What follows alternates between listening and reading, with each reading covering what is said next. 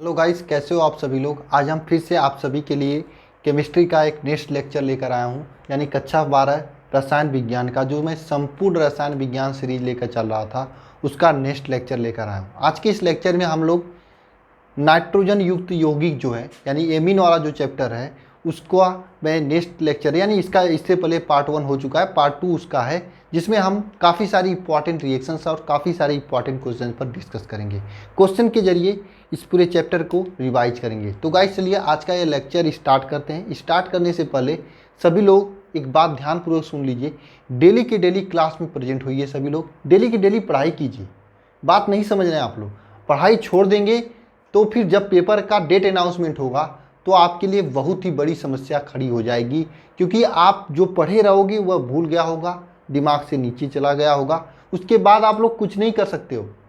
फिर जो आपका सपना था ना 90%, वह सपना 60% पाने के लिए आप तरसते रहोगे। इसलिए ऐसा दिन ना आए, इसके लिए आप डेली के डेली पढ़ाई करते रहिए।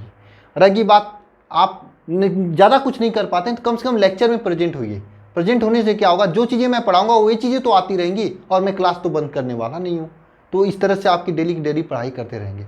देखिए, इस 10 से 15 दिनों में, जितने दिनों से आपका पेपर पोस्टपोन हुआ है, उतने दिनों में हम सेकेंड केमिस्ट्री के सभी इंपॉर्टेंट रिएक्शन को लेते हुए कंप्लीट के रास्ते पर है। एमीन के बाद आपका जैव अणु वाला चैप्टर है, कंप्लीट हो जाएगा। जो पढ़ाई जिसने पढ़ाई किया उनका तो रिवीजन हुआ, वे लोग पढ़े हैं। जो नहीं पढ़ाई किए वे लोग पछता रहे होंगे। उन्होंने तो टेस्ट भी दिया था जिन्होंने पढ़ाई किया था। मेरे पास कम से कम हज़ारों स्टूडेंट ऐसे हैं जो डेली की डेली पढ़ रहे हैं। ठीक है, अगर आप लोग लापरवाही करोगे तो इसका खामियाजा भुगतना पड़ेगा आप लोगों को। बाकी आपकी मर्जी, आपकी ज़िंदगी, आपका पढ़ाई। ठीक है, तो गाइस चलिए आज का लेक्चर स्टार्ट करते हैं। स्टार्ट करने से पहले एक बार सभी लोग माँ सरस्वती को जरूर याद करें। पढ़ाई करने से पहले आप लोग जरूर याद कर लिया करें। ठीक है, याद करें, कमेंट बॉक्स में लिखें, कॉपी पर लिखें और उनसे अपने आप को समर्पित करें उनके सामने और कहें, माँ सरस्वती जी हमारे दिमाग में पॉजिटिव एनर्जी को प्रोवाइड करें और सभी सही चीज़ों को याद रखने की शक्ति दें। ठीक है, सभी चीज़ें जो हम पढ़ रहे हैं। ठीक है, तो गाइस चलिए क्लास को स्टार्ट करते हैं। थोड़ा तबीयत सही नहीं है, ठीक है, खांसी वगैरह आ रही है, तो इसको मैनेज करके चलिएगा। ठीक है, तो गाइस सबसे पहला क्वेश्चन है, बहुत ही इंपॉर्टेंट क्वेश्चन है, कैसे प्राप्त करोगे वाला में से, कि आप लोग एथिलेमीन से मेथिलेमीन कैसे प्राप्त करोगे। कैसे प्राप्त करोगे एथिलेमीन से मेथिल एमीन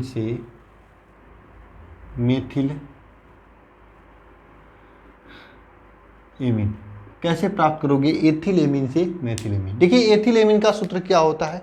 एथिलेमीन का सूत्र होता है C2H5NH2। यह आपका एथिलेमीन होता है, एमीन होता है। इससे आपको प्राप्त करना है मेथिलेमीन, प्राप्त करना है, मतलब CH3NH2। यह आपका मेथिल एमीन है, इसे प्राप्त करना है। यानी यह आपका एथिलेमीन है, एथिलेमीन से मेथिलेमीन प्राप्त करना है। तो कौन से प्रोसेस के जरिए आप प्राप्त करेंगे। मैंने इससे पहले टेस्ट में दिया था एथिल एल्कोहल से मेथिल एल्कोहल कैसे प्राप्त करेंगे, यही क्वेश्चन दिया था ना।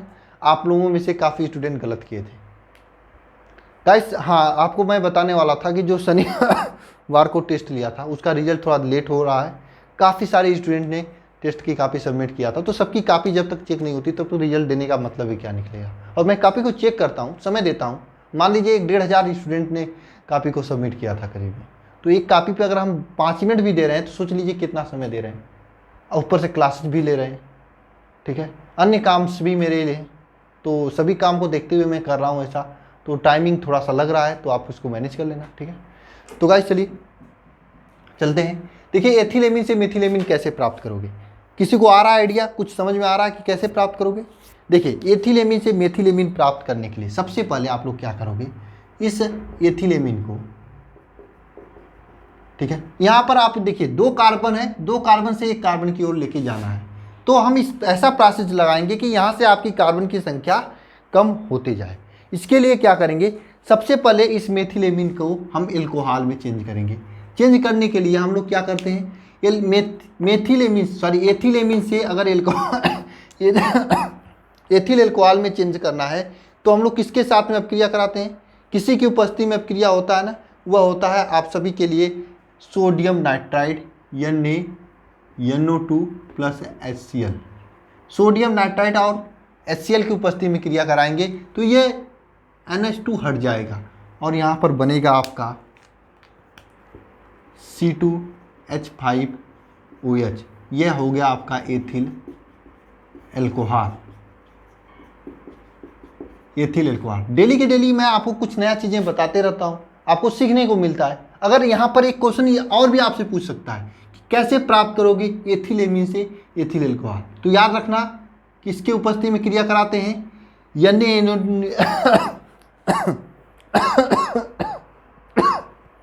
किसके उपस्थिति में क्रिया कराते हैं, NaNO2 सोडियम नाइट्राइड तथा HCl की उपस्थिति में अपक्रिया कराते हैं।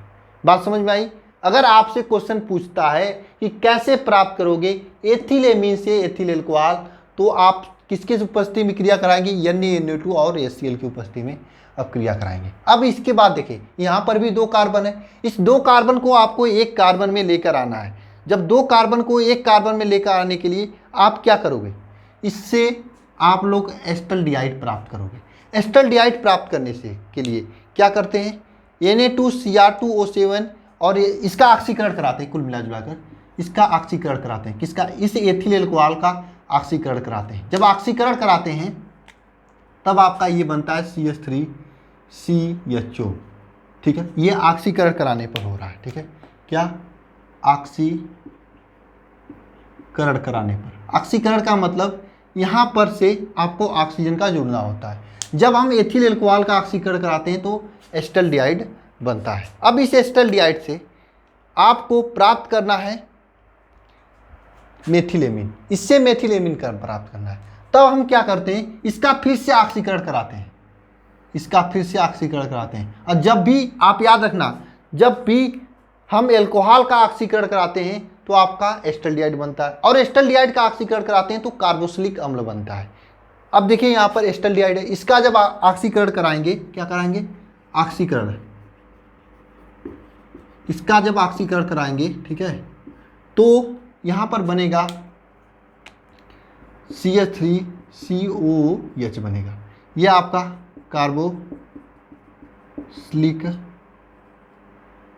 अम्ल बनेगा। अब देखिए कार्बोक्सिलिक अम्ल से मेथिलेमिन बनाने की विधि तो आपके पास है ही, कौन सा, स्मिट अपक्रिया।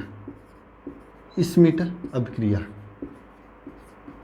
अपक्रिया में क्या होता है, इसमें इस कार्बोक्सिलिक अम्ल की अपक्रिया कराते हैं सोडियम हाइड्रोक्साइड N3H से, सॉरी सोडियम हाइड्रोक्साइड नहीं यार, उसमें हाइड्रोजोइक अम्ल नहीं, हाँ हाइड्रोजोइक अम्ल मतलब N3H है, N3H के साथ में कराते हैं, देख लेना आप सभी लोग, N3H के साथ में कराते हैं। और उपस्थिति में किसके कराते हैं, सांद्र H2SO4 की उपस्थिति में कराते हैं। यानी इसकी क्रिया इस हाइड्रोजोइक अम्ल के साथ में कराएंगे सांद्र H2SO4 की उपस्थिति में, तब आपका ये बनेगा CH3NH2 प्लस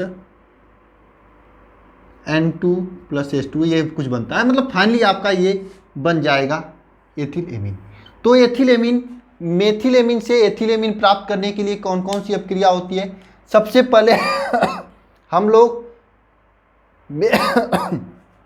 एथिलेमिन से एथिल एल्कोहल प्राप्त करते हैं। कैसे प्राप्त करते हैं, इसकी अपक्रिया कराते हैं, किसकी, इस एथिल एमीन की अपक्रिया कराते हैं NaNO2 यानी सोडियम हाइड्रोक्साइड और HCl की उपस्थिति में, तो आपका एथिल एल्कोहल बनता है। अब इस एथिल एल्कोहल का ऑक्सीकरण कराते हैं तो एस्टल्डिहाइड बनता है। अब इस एस्टल्डिहाइड का फिर से ऑक्सीकरण कराते हैं तो कार्बोक्सिलिक अम्ल बनता है। अब इस कार्बोक्सिलिक अम्ल का अगर हम स्मिट अपक्रिया कराएंगे, कौन सी अपक्रिया, स्मिट अपक्रिया स्मिट अपक्रिया कराएंगे। स्मिट अपक्रिया में क्या होता है, हाइड्रोजोइक अम्ल के साथ में इसकी क्रिया होती है सांद्र H2SO4 की उपस्थिति में। जब इसकी क्रिया स्मिट अपक्रिया कराएंगे तब आपका ये मेथिलेमिन बन जाएगा, एमीन बन जाएगा। देखिए 3 रिएक्शंस होते हैं जो बार बार पूछे जाते हैं। कैसे प्राप्त करोगे, एथिल एल्कोहल से मेथिल एल्कोहल, ठीक है, कैसे प्राप्त करोगे? एथिलेमीन से मेथिलेमीन, दोनों लेंदी रिएक्शंस होती हैं। और ये पूरा प्रोसेस आपको समझ में आया होगा, निश्चित रूप से आप इसे लिख लीजिएगा।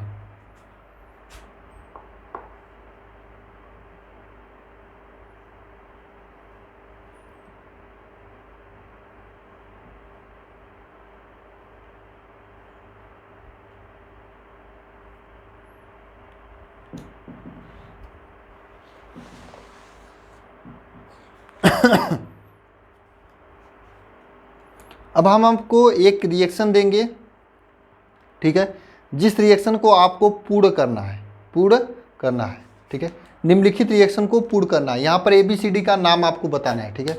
अब क्रिया क्या है आपका? सबसे पहले आपका CH3NH2 है, मतलब एथिलेमीन है। यह आपका A के साथ में अब क्रिया करेगा कि A का नाम क्या होगा कि यहाँ पर बना देगा आपका CH3OH, ठीक है। यहाँ पर आपका CH3OH बना देगा, ठीक है।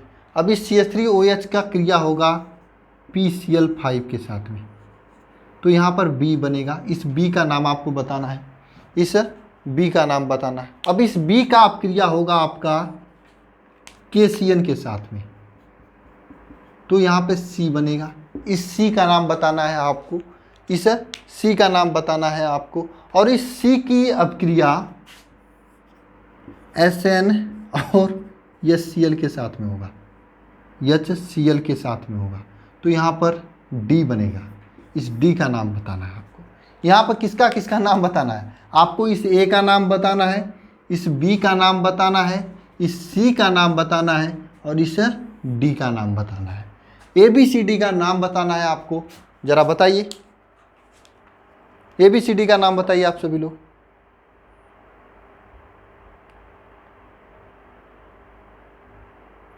तो लास्ट में ये जो D बनता है, D का नाम मैं बता रहा हूँ आपको, ठीक है। D का नाम, ये जो D है आपका, ये है C2H5NH2। बात कुछ समझ में आ रही है आप लोगों को? देखिए यहाँ पर क्या था, एथिलेमीन से मेथिलेमीन बनाए थे आपने, यहाँ पर मेथिलेमीन से एथिलेमीन बन रहा है। बस मैं रिएक्शन को ट्विस्ट कर दिया हूँ, रिएक्शन में यहाँ पर खाली स्थान के रूप में दे दिया हूँ, जो आपको बताना है। जो पढ़ाई किए हैं वो बताएं ABCD का मान कमेंट बॉक्स में लिखकर, जो नहीं किए हैं मेरे थोड़ा सा वेट कर लें, मैं अभी बता रहा हूँ। देखिए क्या होता है, जिस प्रकार से यहाँ पर इसका हम लोग हल करते हैं, हल, ठीक है। हल में क्या होगा देखना ध्यानपूर्वक। जिस प्रकार से यहाँ पर CH3 है NH2, इस CH3NH2 से आपको बना है CH3OH, यानी कि यहाँ पर एमीन से एल्कोहल बना है। यहाँ पर भी एमीन से एल्कोहल बना था ना, बशर्ते यहाँ पर CH3 है, यहाँ पर C2H5 है था, ठीक है।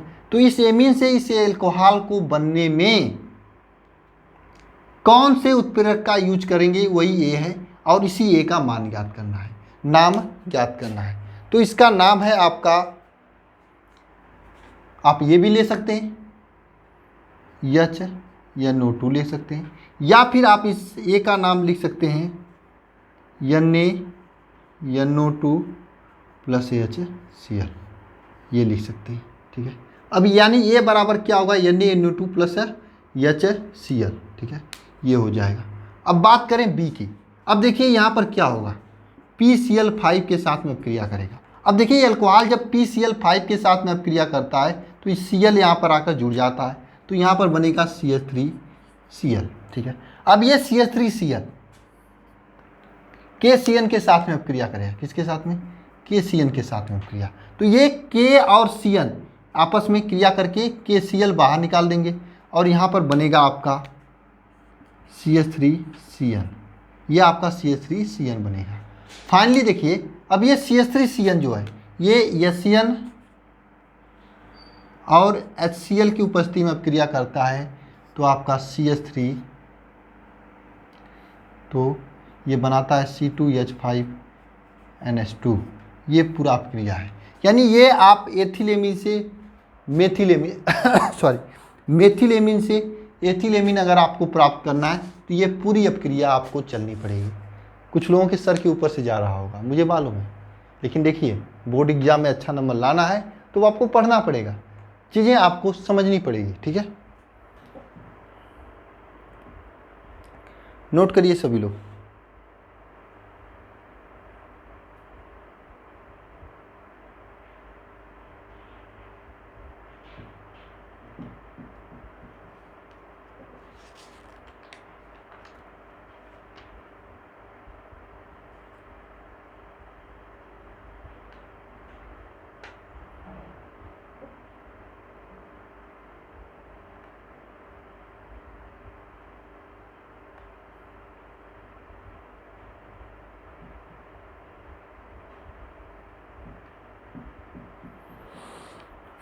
हो गया होगा आप सभी का, ठीक है।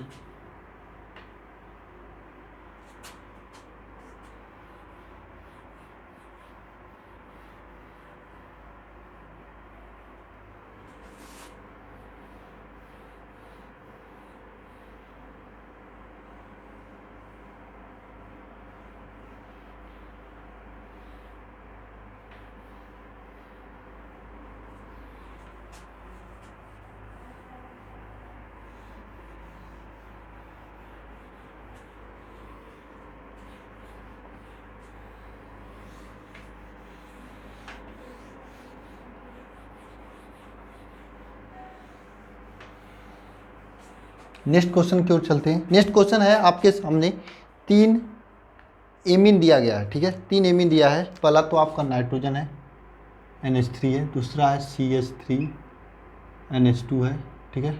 हाँ नहीं, एक मिनट, ये नहीं है, हाँ CH3 NH2 है।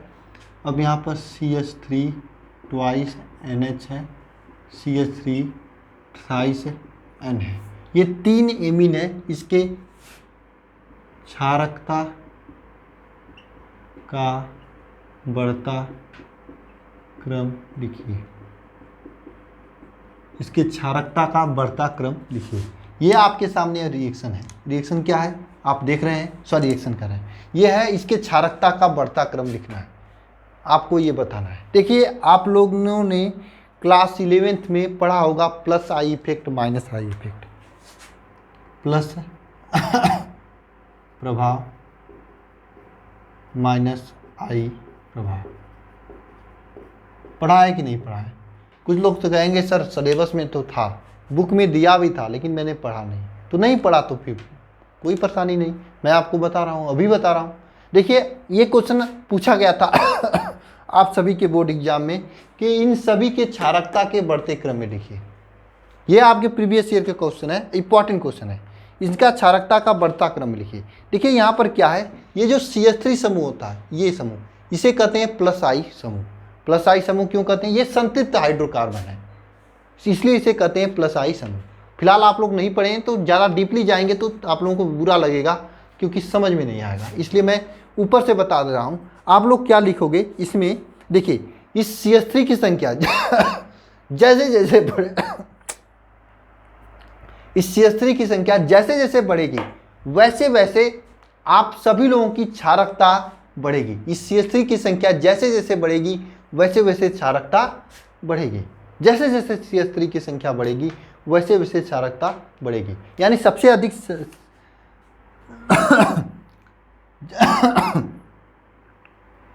जैसे जैसे प्लस आई इफेक्ट प्रभाव बढ़ेगा,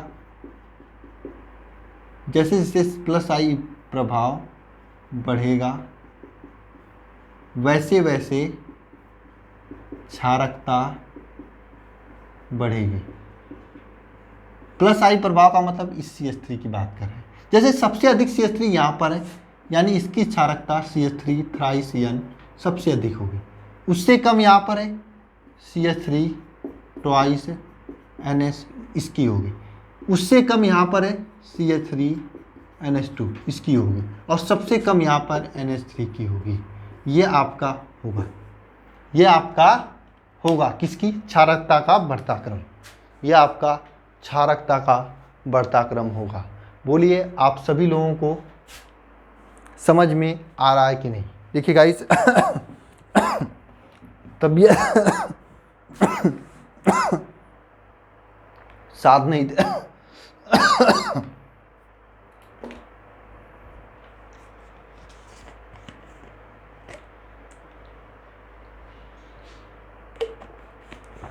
तब ये साथ नहीं दे रहा है कि हम लोगों के क्लास आगे कंटिन्यू करूं। वैसे इस चैप्टर के काफ़ी सारे इंपॉर्टेंट क्वेश्चन अभी हैं, फिर भी मैं क्लास नहीं कर रहा, मतलब नहीं करा रहा हूँ। करा दूंगा कभी स्पेशल क्लास में। सोच रहा हूँ इस चैप्टर में कितने दिनों तक अटके रहेंगे। इसके अलावा काफ़ी सारी क्वेश्चन अभी बचे हुए हैं। गला खांसी ज़्यादा आ रही है, ठीक है। मिलते हैं नेक्स्ट वीडियो में। धन्यवाद आप सभी को। पढ़ाई करते रहिएगा, ठीक है। और बाकी जो क्वेश्चंस हैं देखूंगा तो मैं टेलीग्राम पर लिख के दे दूंगा, आप लोग पढ़ लीजिएगा। वैसे मैं कल के लेक्चर में इसको आगे कंटिन्यू कराऊंगा, मतलब आगे के क्वेश्चंस करा दूंगा, ठीक है। मिलते हैं नेक्स्ट वीडियो में। धन्यवाद आप सभी को।